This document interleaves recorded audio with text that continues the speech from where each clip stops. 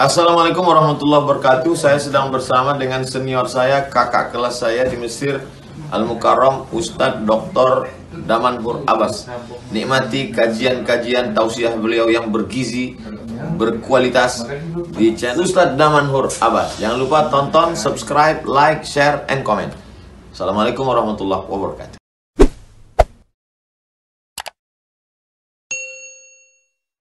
Assalamualaikum warahmatullahi wabarakatuh. Alhamdulillahilladzi ahyana ba'dama amatana wa ilaihil nusyur. Asyhadu an la ilaha illallah lahu da'watul haqq, harisun 'alaiha wa ujaba tabsyiri biha wa takum minkum ummatun yad'una ilal khair wa ya'muruna bil ma'ruf wa yanhauna 'anil munkar wa ulaika humul muflihun.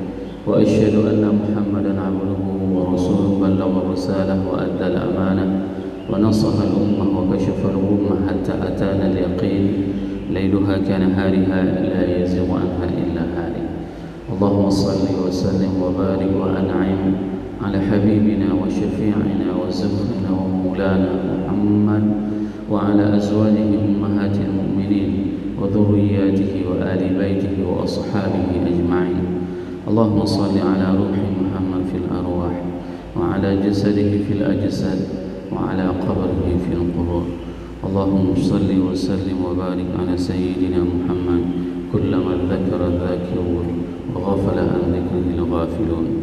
رب اشرح لي صدري ويسر لي أمري واحلل عقدة من لساني يفقهوا قولي. أما بعد. Para asatiz yang saya muliakan, ayah bunda yang saya cintai, bapak ibu jemaah salat subuh yang dirahmati Allah, marilah senantiasa kita panjatkan puji dan syukur kita kepada Allah yang telah memberikan nikmat iman kepada kita sehingga kita dapat melangkahkan kaki kita ke tempat yang penuh dengan keberkahan ini. Sembari beriktikaf di rumah Allah, semoga ini menjadi amal pemberat mizan kita nanti di hari akhirat. Salawat dan salam mari sama-sama kita panjatkan kepada junjungan kita Nabi besar Muhammad sallallahu alaihi wasallam yang telah mengajarkan kepada kita segala aspek tatanan kehidupan ini. Semoga Allah memberikan kepada kita kemudahan untuk mengikuti sunnah-sunnah yang diperintahkan oleh baginda Rasulullah SAW, sehingga kelak kita pada saat dibangkitkan nanti akan mudah untuk mendapatkan syafaat dari baginda Rasulullah SAW. Semoga jamaah yang berhadir pada subuh yang berbahagia ini merupakan di antara umat Nabi Muhammad sallallahu alaihi wasallam yang akan diberikan syafaat oleh baginda Rasulullah sallallahu alaihi wasallam dan akan disuguhkan air dari telaga Kautsar dari tangan mulia tersebut. Allahumma amin. Bapak Ibu jemaah salat subuh yang dirahmati Allah, pada subuh yang berbahagia ini kita akan melanjutkan dosa besar yang ke-14, yaitu meminum khamar walaupun sedikit ataupun tidak memabukkan. Ini merupakan salah satu di antara dosa besar yang disebutkan oleh Imam Al-Zahabi di dalam bukunya, di dalam kitabnya Al-Kabair. Imam Al-Zahabi menyebutkan firman Allah Subhanahu wa taala dalam surat Al-Maidah ayat 90 dan 91 yang berbunyi, A'udzubillahi minasyaitonir rajim. Bismillahirrahmanirrahim.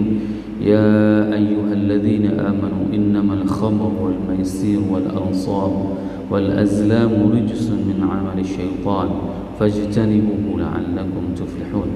Innama yuridu asy-syaitanu an yuqi'a bainakum al-'adawata wal baghdha'a fil khamr wal maisir wa yasuddakum 'an dzikrillahi wa 'anis shalah fahal antum muntahun. Shadaqallahul 'azim.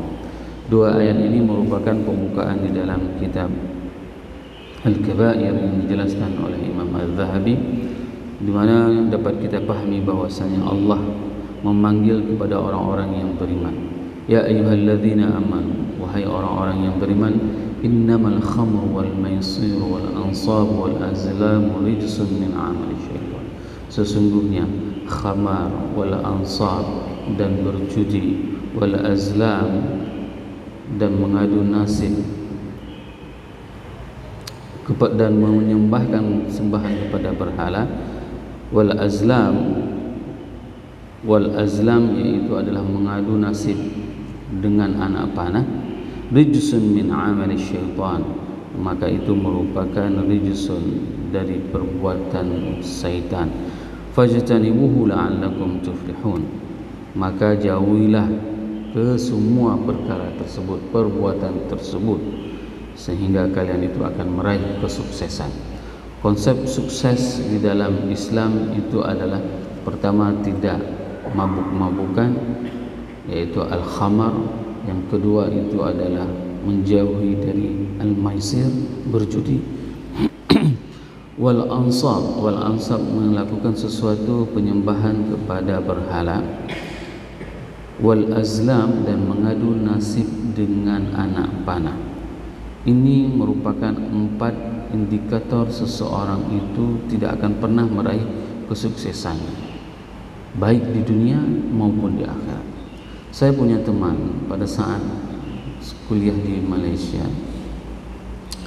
dia sudah pernah kaya 10 kali, namun miskinnya 17 kali.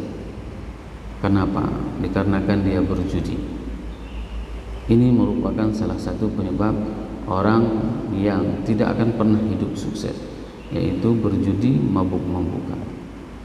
Dia mendapatkan uang dalam 1 pekan itu bisa mencapai, kalau dengan uang kita sekitar 10 sampai dengan 15 juta, tapi habis untuk mabuk-mabukan dalam 1 malam itu bisa mencapai 10 juta.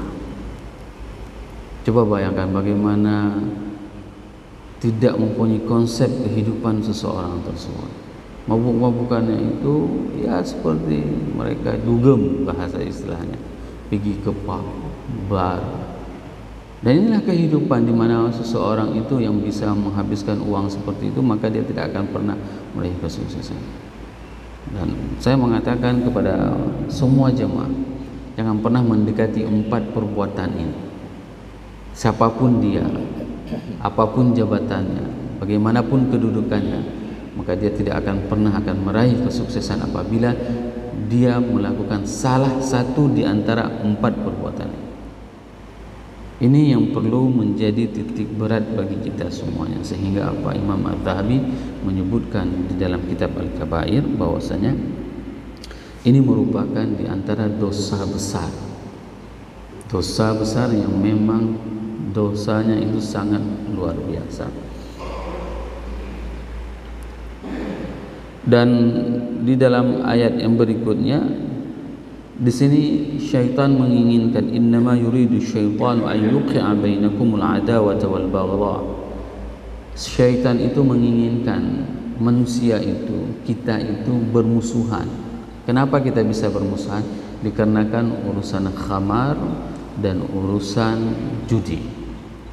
Lihatlah bagaimana seseorang yang dulunya baik-baik saja, pada saat dia sudah terjerumus kepada khamar, maka dia dengan ibunya tidak baik. Dia dengan ibunya tidak baik. Kompor gas ibunya hilang, tabung gas ibunya hilang. Kenapa? Karena sabu-sabu. Nah, tidak ada obatnya. Tidak ada obatnya. Bahkan seorang ibu pernah mengeluh, menceritakan tentang nasib anaknya yang sudah terjerumus ke dalam sabu-sabu. Pada saat itu saya memberikan solusi memang agak ekstrim, karena kan kita pernah menangani seseorang yang sudah terkena racun narkoba. Dan pada saat itu belajar dari kasus seorang pemuda yang terkena mabuk ganja, dikirimlah ke Mesir untuk rehab. Apa yang kita lakukan di sana? Di sana pas musim dingin, suhu derajatnya itu adalah 0 derajat Celcius. Perlakuan yang kita lakukan untuk terapi kesembuhannya, begitu dia sudah sakau, maka kita masukkan dia ke dalam bak air, kita rendam dia, dan di situ kita masukkan, kita berikan tausiah, kita berikan renungan bagaimana kasih sayang seorang ibu.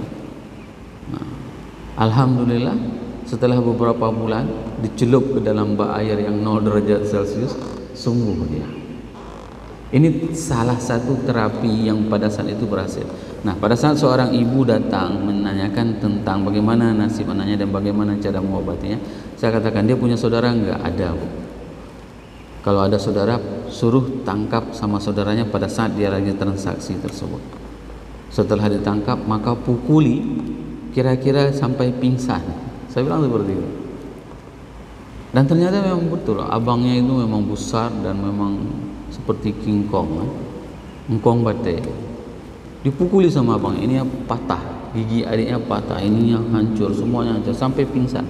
Waktu dipukuli itu dibuat terapinya apa? Ini memang kejam terapinya. Ingat bagaimana mama goreng mie, kasih uang untuk kamu supaya kamu itu bisa sekolah. Pokoknya kesan-kesan yang memang membuat ibunya, kasih sayang ibunya itu yang terus diungkapkan. Akhirnya apa tadi? Alhamdulillah sampai dengan hari ini sudah soleh anaknya. Memang dipukuli sampai pingsan, nggak sampai mati. Robek-robek, ini semua robek, giginya patah, ini hancur semuanya. Itu salah satu terapi bagi yang pernah dilakukan. Cuma kan orang nggak tegaan. Nah, salah satu yang paling dahsyat, kita buat kajian ngopi bareng. Itu diinisiasi oleh orang-orang yang tobat. Ada salah satu anggota kita itu, dia direhab 9 kali, Bapak Ibu jemaah. 9 kali direhab. Kontraknya antara gila sama mati. Dia ceritakan seperti itu. Pokoknya kalau dia ini nggak ada urusan lain, kalau nggak mabuk, ya seperti itu. Kontraknya tidak panjang, cuma 2 pilihannya. Kalau nggak gila, mati. Apa yang membuat dia bisa sembuh setelah 9 kali masuk rumah reh? Itu yang saya tanyakan. Pernah dia dulunya pernah dia pinjam motor saya. Itu 24 jam nggak dibawa pulang. Itu lagi sakau. Coba bayangkan. Cuman saya waktu itu ya nggak marah. Saya berdoa supaya dia memang taubat kembali. Dan ternyata dia taubat itu dikarenakan doa ayahnya sama ibunya. Pada saat itu dia harus direhab kembali untuk yang ke-10 kali. Sekali minum obat sekitar 1,5 juta. Dan ayahnya tidak ada uang lagi. Dan diceritakan, "Nak, ayah sudah habis semua harta untuk kamu. Kasih sayang ayah sudah saya tunjukkan kepadamu dan ayah sudah pasrah kepada Allah. Maka ayah tidak akan pernah mau mengobatimu lagi kalau seandainya kamu sakit. Ayah sudah pasrah. Upaya ayah selaku seorang ayah sudah habis. Yang ada hari ini hanyalah doa." Itulah yang membuat dia itu sembuh dari sakauan. Sehingga alhamdulillah hari ini semua hilang dari semua aktivitas-aktivitas memabukkan tersebut. Nah, hari ini kemarin kita mendengarkan kasus yang heboh. Itu sebenarnya sudah lama terjadi dan memang seperti itu perilaku orang Aceh di luar. Mohon maaf, ini adalah karakter kita. Dimanapun kita berada di luar, orang Aceh itu pasti kalau nggak jual ganja, jual obat-obat terlarang. Mohon maaf. Dan ini terorganisir. Sehingga apa? Tugas kita orang tua itu adalah mengawasi anak-anak kita pada saat mereka berada di luar. Jangan bangga pada saat dia mengirimkan uang kepada orang tuanya di kampung halaman. Tanyakan dari mana uangnya, apa pekerjaannya. Dan ini terjadi. Salah seorang personel TNI, mereka malu pada saat berada di suatu kawasan di Jakarta itu. Kawasan itu memang dikenal dengan orang Aceh yang menjadi distributor. Dan kasus itu dikarenakan apa? Dikarenakan memang dia tidak bisa melakukan setoran terhadap orang-orang tertentu. Maka terjadilah kasus seperti kemarin. Maka proteksinya sekarang dari mana? Dari keluarga. Keluargalah yang harus membackup anaknya. Ku anfusakum wa ahlikum nara. Agar apa? Agar anaknya tidak menjadi orang-orang yang melakukan transaksi mabuk. Karena ini sangat luar biasa. Proses pengharaman khamar, kalau kita melihat di dalam sejarahnya, di dalam tafsir, itu prosesnya bertahap. Ada 4 ayat yang turun tentang khamar. Pertama sekali, Allah berfirman di dalam surat An-Nahl ayat 67 yang berbunyi, A'udzubillahi minasyaitonirrajim. Bismillahirrahmanirrahim. Wa min thamaratin nakhili wal a'nami tattakhiduna minhu sakaran wa rizqan hasana. Inna fi dzalika laayatin liqaumin yaqilun. Bahwasanya dari pohon anggur itu bisa dijadikan sebagai rezeki dan bisa dijadikan sebagai mabuk-mabukan. Allah mendeskripsikan anggur itu bisa mabuk, bisa cari rezeki. Inna fi dzalika la ayatin liqaumin yaqilun. Kesemuanya itu akan menjadi tanda bagi orang-orang yang mempunyai akal pikiran. Champagne kalau umurnya itu sudah 100 tahun, harga per botolnya itu bisa 8 juta, Pak. Anggur yang sudah diperam sekian puluh tahun. Ada kalau di Paris itu ada yang sudah diperam sekitar 300 tahun. Coba bayangkan anggur itu. Dan dia nggak memabukkan. Apakah itu haram, Ustaz? Haram. Kenapa? Karena kaidahnya apapun yang memabukkan baik sedikit maupun banyak tetap haram. Jangan berdalih.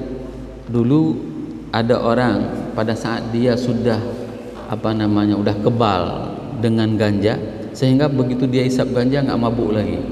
Apakah haram, Ustaz? Haram. Kenapa? Karena itu bukan standarnya bagi seseorang. Memabukkan itu bila sedikit memabukkan, banyak pun memabukkan. Kenapa dia tidak mabuk lagi? Udah putus semua urat mabuknya. Nah, urat mabuknya semuanya sudah putus. Jadi dia tidak akan mabuk lagi. Itu yang pertama sekali. Yang kedua, Allah berfirman dalam surah An-Nisa, ya ayyuhalladzina amanu la taqrabus shalah wa antum sukara hatta ta'lamu ma taqulun. Jangan kalian mendekati salat kecuali wa antum sukara, sedangkan kalian itu dalam keadaan mabuk. Jangan dekati salat. Jangan kamu melakukan salat kecuali kamu itu sedang mabuk. Jangan pernah salat lagi mabuk. Hatta ta'lamu ma taqulun, sehingga kalian itu mengetahui apa yang kalian ucapkan. Maka mafhum mukhalafahnya, kebalikannya, siapapun hari ini yang baca ayat tidak tahu maknanya berarti sedang mabuk. Hati-hati Bapak Ibu jemaah yang dirahmati Allah. Ayat ini menjelaskan bahwasanya janganlah kalian salat jangan kamu mendekati salat pada saat kamu sedang mabuk, sehingga kalian itu paham apa yang kalian baca. Maka hari ini jika ada orang yang salat tidak paham apa bacaannya, berarti dia sama seperti orang mabuk. Sehingga pada saat itu para sahabat itu di Madinah, ini pengharaman khamar ini di Madinah, mereka itu enggak akan minum khamar kecuali habis Isya. Coba bayangkan, setelah Isya, karena durasinya kan panjang sampai ke subuh, maka mereka mabuk. Jadi kafe-kafe, di antara yang punya kafe mabuk itu adalah Abu Talha. Yang punya kafe untuk menyediakan minuman keras itu adalah Abu Talha. Mereka mabukannya kapan? Setelah Isya baru mabuk. Nah, dan yang ketiga yaitu yang kedua tadi adalah yang kedua itu adalah yas'alunaka 'anil khamr.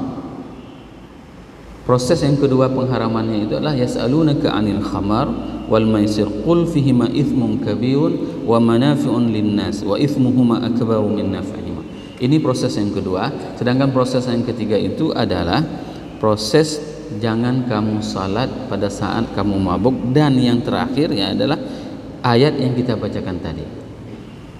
Innamal khamru wal maisir wal ansabu wal azlamu rijsun min amali syaitan. Apa yang terjadi pada saat ayat ini diturunkan? Pada saat ayat ini diturunkan, Madinah selama 7 hari mabuk berbau dengan air arak. 7 hari. Semua Abu Talha pada saat itu, semua air arak yang ada di kafenya, di warungnya, itu semua dituangkan keluar. Dan orang pada saat mendengarkan bahwasanya telah turun ayat pengharaman khamar dan di tangannya itu adalah gelas khamar, bukan diminum, langsung dibuangnya. Mungkin kalau kita hari ini begitu dengar seperti alah terakhir ini ya. Tapi enggak, para sahabat begitu mereka mendengarkan telah turun ayat pengharaman khamar, maka gelas yang di tangannya itu adalah khamar, maka dia buangnya.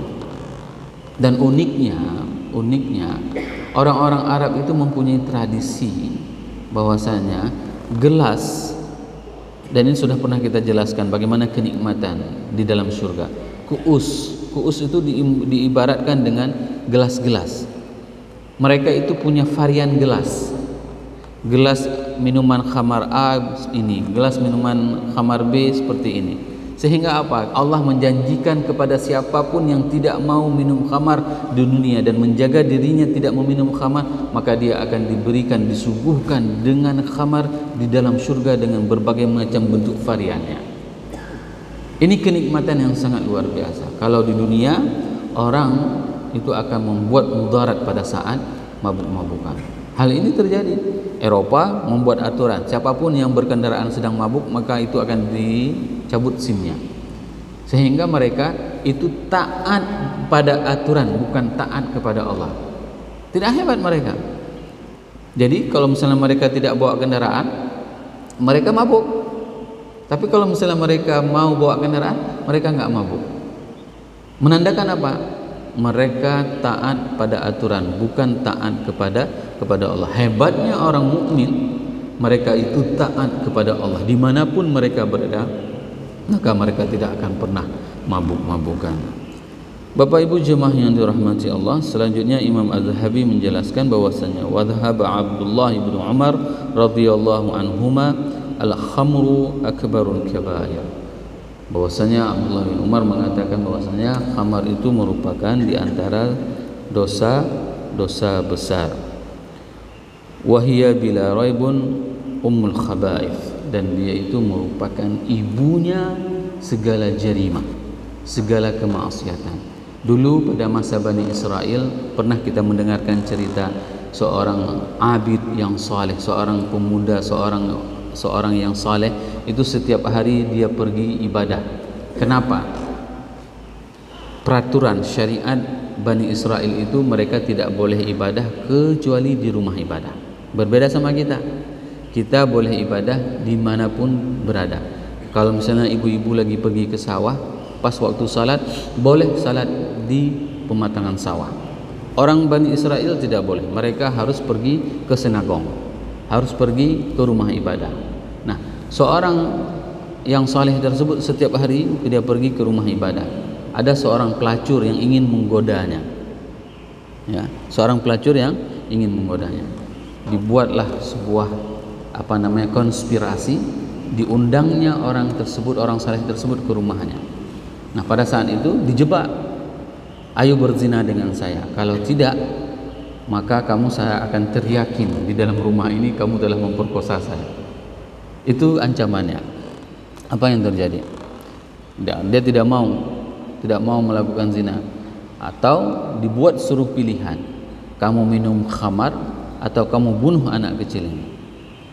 Maka dia memilih minum khamar karena dia melihat dan memandang bahwasanya khamar itu adalah paling ringan. Ternyata apa yang terjadi pada saat dia minum khamar dan dia kehilangan akalnya, maka pada saat itu dia membunuh si anak kecil dan melakukan zina dengan perempuan tersebut. Maka dahsyat sekali kerusakan yang dirasakan oleh orang-orang yang melakukan khamar ini. Jadi jangan pernah menjadikan alasan meminum khamar itu dapat menyehatkan badan kita. Jangan pernah.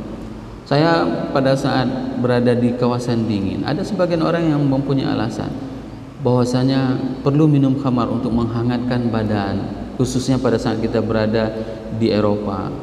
Ternyata Allah menciptakan tubuh kita itu, dia bisa menyesuaikan dengan temperatur di mana kita berada. Itu sangat luar biasa. Tanpa harus mengkonsumsi sesuatu yang membuat kita itu memabukkan, seperti khamar. Contoh misalnya berada di Finlandia, itu suhunya memang sangat dekat dengan kutub, sangat dingin. Ternyata mereka minum khamar itu bukan untuk menghangatkan tubuh, hanya memang karena kebiasaan mereka yang menjadikan itu adalah sebagai konsumsi hariannya. Tapi bagi mereka ada yang tidak mabukan juga, tetap juga kehidupannya, tubuhnya tetap sehat. Menandakan apa? Menandakan ternyata minuman khamar itu adalah lifestyle-nya, gaya hidupnya orang-orang yang memang tidak beriman kepada Allah.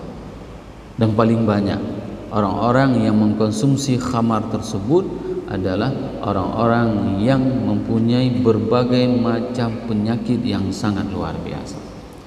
InsyaAllah kita akan sambung tentang khamar pada pertemuan yang akan datang. Bagaimana dahsyatnya azab orang yang mengkonsumsi khamar tersebut di dalam neraka. Dalam sebuah hadis nanti akan disampaikan, sangat luar biasa azab bagi orang yang mengkonsumsi khamar tersebut. Semoga beberapa ayat dan hadis ini menjadi ibrah kepada kita, agar kita bisa menjadi lebih cinta kepada Allah dan kepada Rasulullah sallallahu alaihi wasallam. Subhanakallahumma wa bihamdik, asyhadu an la ilaha illa anta, astaghfiruka wa atubu ilaik. Wassalamu alaikum warahmatullahi wabarakatuh.